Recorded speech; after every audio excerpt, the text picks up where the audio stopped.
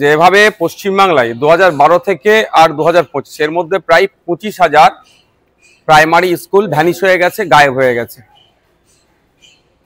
চারটিখানি বিষয় নয়। এই স্কুলে কারা পড়ে? প্রান্তিক সমাজের ছেলে মেয়েরা পড়ে, চাষির ছেলেটা পড়ে, সকালে যে কলকাতায় আসে 10,000 টাকা 8,000 টাকা মাইনের চাকরি করে প্রাইভেট সেক্টরে, তার ছেলেটি পড়ে।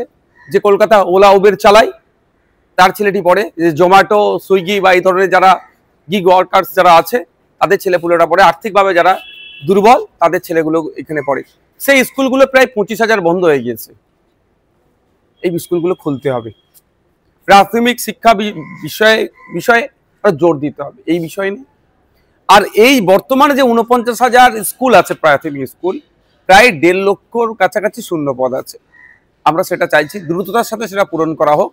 গতকালকে আমরা দেখলাম যে 13,421 ভ্যাকান্সি করেছে, আর 2023-এ যারা টেট দিয়েছে তাদের রেজাল্ট আউট করেছে। আমি 21 তারিখে মেল করেছিলাম, আমি যে 25 তারিখে আসছি, হয়তো সেখানে চাপ খেয়ে তড়িঘড়ি পাবলিশ করে দিয়েছে। কিন্তু ওই 13,000 দিয়ে চলবে না। শিক্ষা ব্যবস্থা যেভাবে ধ্বংস হতে চলেছে, প্রায় প্রাথমিক শিক্ষা ব্যবস্থা, বুনিয়াদী শিক্ষা যেখান থেকে পায়, সেটা তড়িঘড়ি সেটাকে রিকভারি করা দরকার। ইমিডিয়েট 50,000 ভ্যাকান্সি ঘোষণা করতে হবে সেই বিষয়ে কথা বলার জন্য।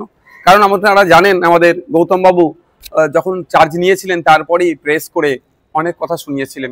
ভালো লেগেছিল আমাকেও ভালো লেগেছিল। কারণ আমি যখন আমার ইউনিভার্সিটির বন্ধুরাও এখন অনেকে চাকরি পায়নি, ওরা বিভিন্ন প্রিপারেশন নিচ্ছে, তাদের কথা অন্তত ভেবেছিলাম যে বছরে বছরে নিয়োগ হবে, বছরে দুবার নিয়োগের গল্প শুনিয়ে উনি বলেছিলেন 50,000 রেড সিট ভ্যাকান্সি রেডি আছে, শুধু অনুমোদনের অপেক্ষা।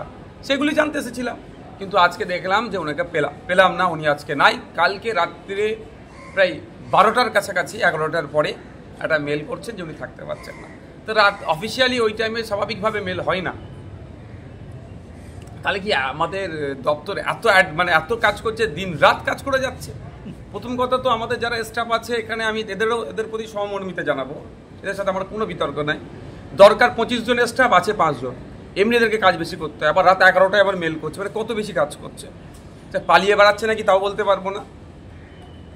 আমি তো এসে জিজ্ঞাসা করতাম যে আপনি মিডিয়ার সামনে গল্প শুনিয়েছেন, বলবো এখন যে বছরে দুবার টেট হবে নিয়োগের গল্প শোনাচ্ছেন এই মর্মে, 50,000 রেডি আছে, অনুমোদনের অপেক্ষায় হ্যান গল্প শুনেছেন। আপনি এখন 13,421 দিচ্ছেন। যারা 2022-এ টেট দিয়েছে, সেই 2017-এর পরে তারা সুযোগ পাচ্ছে, তাদের দুরবস্থার কথা। তো ইমিডিয়েট 50,000 ঘোষণা করতে হবে ভ্যাকেন্সি। এই নিয়ে আলোচনা করবার জন্য তিনি এখন আজকে ছিলেন না, তবে আমি পরে আবার আসবো। বাংলা খবর, আপনার রাজনীতি, আপনার আওয়াজ।